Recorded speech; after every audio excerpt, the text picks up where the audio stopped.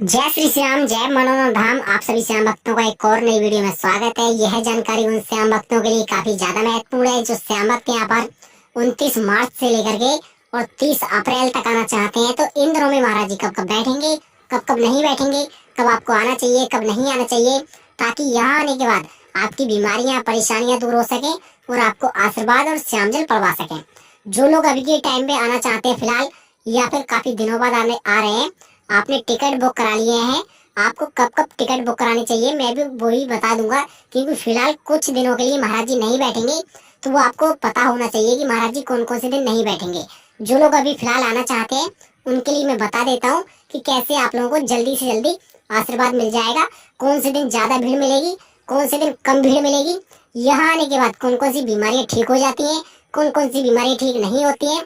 जो लोग 1500 किलोमीटर दूर से आ रहे हैं उनके लिए रुकने की व्यवस्था कैसी बन पाएगी, खाने की व्यवस्था कम से कम पैसे में कैसे मिल पाएगी, वीआईपी होटल कैसे बुक कर पाएंगे, या फिर महाराज जी द्वारा टीन सेट डलवाए गए हैं उनमें कैसे रुक पाएंगे, सभी बातें इसी वीडियो के द्वारा बारीकी से स्टेप बाय स्टेप से बताने वाला हूँ। अगर यह वीडियो आप लोगों ने फुल देख ली तो आपको यहाँ आने के बाद कोई दिक्कत कोई परेशानी नहीं होने वाली है। आप लोग केवल इस वीडियो को अंत तक देख लेना। सबसे पहले पॉइंट नंबर 1 से शुरू करते हैं कि आप जब भी यहाँ पर आए तो आ जाए बरेली रेलवे स्टेशन या फिर आंवला रेलवे स्टेशन। यहाँ आप लोग उतरेंगे, उतरने के बाद आप लोगों को वहां से ई रिक्शा टेम्पो बुक कर लेना है और वो आपको लाके के मनोरम धाम तक छोड़ देगा। अब काफी लोग यह भी कहते हैं कि रात के टाइम पे आंवला से या बरेली से ई रिक्शा मिल जाएंगे। मैं आपको बता देना चाहूंगा कि रात के 12-1 बज रहे हों तो वहां से आना ही मत, क्योंकि बीच में कुछ भी हो सकता है। अगर आपको सुबह के 4 बज रहे हैं या फिर रात के 10 बजे तक आपको ई रिक्शा टेम्पो वैसे तो हर टाइम मिलेंगे, मगर आप लोग ज्यादा रात में सफर मत करना, ये बात ध्यान में रखना। क्योंकि बरेली से और मनोरम धाम की जो दूरी है वो 50 किलोमीटर के दायरे में है, तो ये लंबा सफर रहेगा। अगर आप लोग आंवला उतरते हैं तो आंवला से आपको निकट दूर पड़ जाएगा, केवल 4 से 5 किलोमीटर दूर, तो वहां से आप लोग सफर कर सकते हैं, कोई दिक्कत नहीं है। जैसे ही आप लोग यहाँ पहुंचेंगे आपका पहला जो बड़ा चरण होता है, पहला पड़ाव जो शुरू होता है वो होता है महाराज जी की लाइन में लगने से शुरू। अब जो लोग यहाँ पहली बार आ रहे हैं या फिर कभी आने की सोच रहे हैं तो मैं बता देता हूँ आप लोगों के लिए, जो पहला काम होता है वो होता है महाराज जी वाली लाइन में लगना। महाराज जी वाली लाइन में लगो, जब भी लगो 20 रुपए की मात्र श्याम जल की बोतल आती है वो ले जरूर लेना। क्योंकि काफी लोग गलतियां यही करते हैं, जब महाराज जी के पास पहुंचते हैं फिर कहते हैं कि हम पे तो श्याम जल की बोतल है ही नहीं। तो आप लोग ये बात ध्यान में रखना, जब भी लाइन में लगो तो श्याम जल की बोतल जरूर ले लेना। और एक बात और बता देता हूँ आप लोगों के लिए, सबसे बेस्ट जो टाइमिंग है लगने की वो है सुबह 3 बजे या 4 बजे या 5 बजे। थोड़ी रात तो रहेगी मगर आपका नंबर बहुत जल्दी आने वाला है।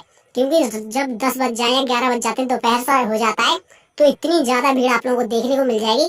मैं वाकई बता रहा हूँ, अगर आप लोग जितनी जल्दी लाइन में लग जाते हैं उतनी जल्दी आपका नंबर आ जाएगा, और जितना लेट लगते हैं उतना लेट आपका नंबर आएगा। आप लोग अगर 3 बजे 4 बजे लगते हैं तो आपका नंबर महाराज जी बैठते ही तुरंत आ जाएगा। अगर आप लोग 12-1 बजे लगते हैं दोपहर में तो आपका नंबर रात के 8 बजे तक आ पाएगा, या हो सकता है एक दिन में ना भी आ पाए। अब आपको ध्यान रखना है, जब भी महाराज जी के पास पहुंचे आपको अपनी बीमारियां परेशानियां अच्छी तरह से महाराज जी को बता देनी है, ताकि महाराज जी आपको अच्छी तरह से आशीर्वाद दे सके और श्याम जल पढ़ के दे सके। श्याम जल थोड़ा पिलाएंगे वहीं पे, बाकी का श्याम जल आपको घर पे सेवन करने के लिए दे देंगे। एक बात और पूछ लोगे महाराज जी से जब भी वहाँ पे रहोगे कि इसकी टाइमिंग क्या रहेगी पीने की। श्याम जल गलत टाइम पे पीने से फायदे नहीं होते, मैं पहले ही बता दे रहा हूँ आप लोगों को, तो सही टाइमिंग जरूर पूछ लेना। हर व्यक्ति के लिए अलग अलग टाइमिंग बताते हैं, तो आप पूछ के आना कि श्याम जल किस किस टाइम पे पीना है, ताकि आप लोगों की बीमारियां परेशानियां एक बार में ही दूर हो सके। इसी के बाद में नंबर आता है प्रसाद चढ़ाने का और मंदिर में अर्जी लगाने का। आप लोग कैसे अर्जी लगा पाएंगे, कैसे प्रसाद चढ़ा पाएंगे वो भी आप लोग जान ही लें। सबसे पहले आपको प्रसाद लेना है। अगर बच्चे के लिए प्रसाद ले रहे हो तो 51 रुपए का मिलेगा। किसी बड़े व्यक्ति के लिए जैसे अपने आप के लिए प्रसाद ले रहे हो तो 101 रुपए का प्रसाद मिलेगा।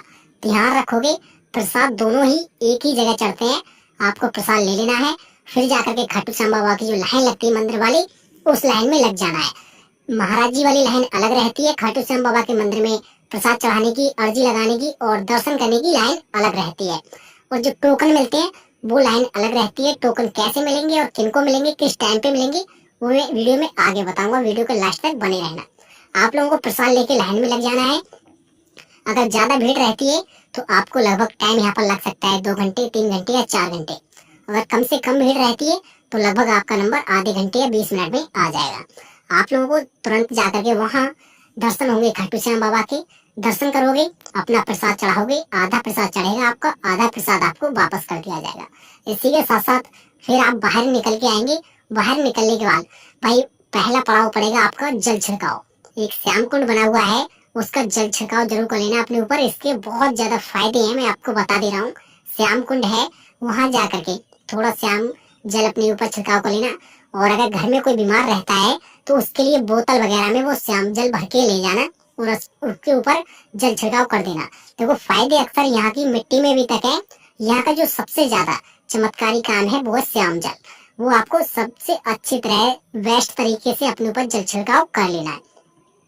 इसी के साथ साथ एक मेन मुख्य काम आता है, वो है आपकी अर्जी लगाना। अर्जी लगाने से मैंने बताया भी ये वीडियो में कि आपको बहुत ज्यादा फायदे होते हैं। जैसे कि घर में कोई बीमार है उसके लिए अर्जी लगा दो, या फिर आपका कोई व्यापार है जिसमें बहुत ज्यादा मंदी चल रही है, घाटा चल रहा है, तो उसके लिए आप लोग अर्जी लगा लें, उसके लिए आपको तरक्की मिलेगी। इसी के साथ साथ आप लोगों के घर में लड़ाई झगड़े रहते हैं, काफी ज्यादा परेशानियां रहती हैं, तो आप उसके लिए अर्जी लगा सकते हैं। बहुत तरह की अर्जियां होती हैं, जैसी आप लगाना चाहेंगे। आपको ध्यान रखना है, अर्जी का एक सिंपल सा फंडा है, वो आपको अपनाना है। मैं बता देता हूँ कैसे आप लोग अच्छी तरह से 101% सॉफ्ट तरीके से कैसे अर्जी चढ़ा सकते हैं। सबसे पहले आपको एक अर्जी फार्म ले लेना होगा, जो प्रसाद वाली दुकान पे मिल जाएगा।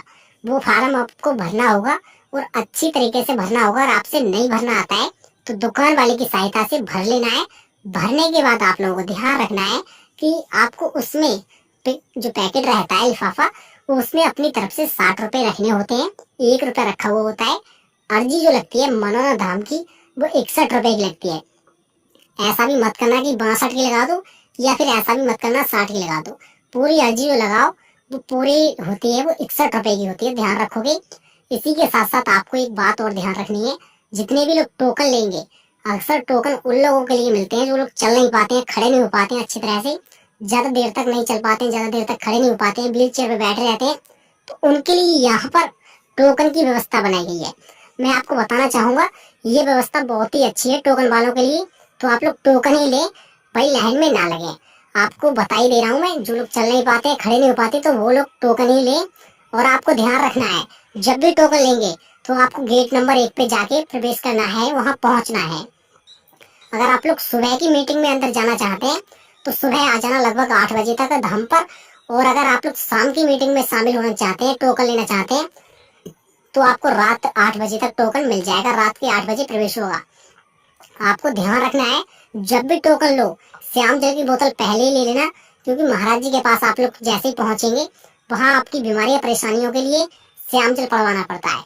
आप लोग पहली बार आ रहे हैं अगर, तो श्याम जल की बोतल जरूर ले लेना अगर महाराज जी के पास जा रहे हो तो। मैं एक बात और बताना चाहूंगा आप लोगों के लिए, अगर आपके शरीर में कोई बीमारियां परेशानियां रहती हैं तो पहले से तो अस्पतालों में दिखाओ। देखो बहम में मत पड़ो कहीं के, पहले अस्पतालों में दिखाओ, फिर गुरु जी कहते हैं खुद यहाँ पर तभी आओ जब कहीं पे फायदा ना पड़े। देखो लोगों को मैंने देखा है अक्सर भाई बड़े बड़े अस्पतालों में जाके अपना इलाज कराते हैं, मगर फायदा नहीं हो पाता है। फिर एक लास्ट आसरा समझ के मनोना धाम आते हैं, उनके साथ लोगों के साथ चमत्कार होता है। मगर ये बात मैं बता दे रही हूँ पहले ही, भाई बुरा मानो या अच्छा मानो, अगर आपके घर में कोई बीमार है, बहुत ज्यादा परेशान है, पहले अस्पताल में दिखाओ, फिर भाई यहाँ पर लेके आओ। अगर यहाँ फायदा नहीं पड़ रहा है, यहाँ पर मैंने देखा है अक्सर लोगों को, भाई वो लोग आए हैं इनकी लास्ट सांसें चल रही थी, मगर फायदे की बात करें, कुछ लोगों को 1 मिनट में फायदा हो गया है और कुछ लोगों की भाई यहाँ आके दम टूट जाता है। तो आपको ध्यान रखना है कि ज्यादा नाजुक व्यक्ति को ना लेकर के आए, उसका ख्याल रखें घर पे, और पहले उसके नाम का श्याम जल पड़वा के ले जाएं। गुरुजी खुद कहते हैं अगर कोई ज्यादा सीरियस हालत है किसी की, तो उसके नाम का श्याम जल पड़वा के ले जाओ, ताकि आप लोगों को अच्छी तरह से फायदा हो सके एक ही बार में। जब फायदा हो जाए तब यहाँ पर अपने व्यक्ति को ला सकते हो, फिर श्याम जल महाराज जी के द्वारा पड़वा के उसको आशीर्वाद दिला सकते हो। तो वो गलतियां मत करना, क्योंकि एक जान की बहुत ज्यादा कीमत होती है। तो आप लोग यहाँ पर देख रहे हैं लोगों की बहुत लंबी लंबी कतारें लगी हुई हैं, और श्याम जल पड़वाने के लिए एक लाइन में खड़े रहते हैं। आपको ध्यान रखना है, ये शॉर्टकट तरीका है। जो लोग बोतल लगाए हुए हैं, ये शॉर्टकट तरीका आप भी अपना सकते हैं अगर आप लोग आ रहे हैं तो। आपको यहाँ का जो मंजर है, नज़ारा है, वो देखने को मिल जाएगा कुछ ऐसा जब भी यहाँ पर आएंगे।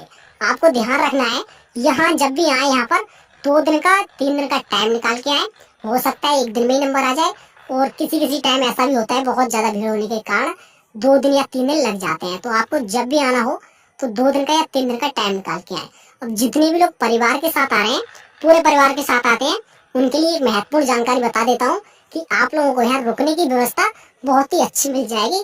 वो भी वीआईपी होटल में लगभग 1400-1500 रुपए में एक कमरा बुक कर सकते हो। उसमें 7-8 लोग रह सकते हो।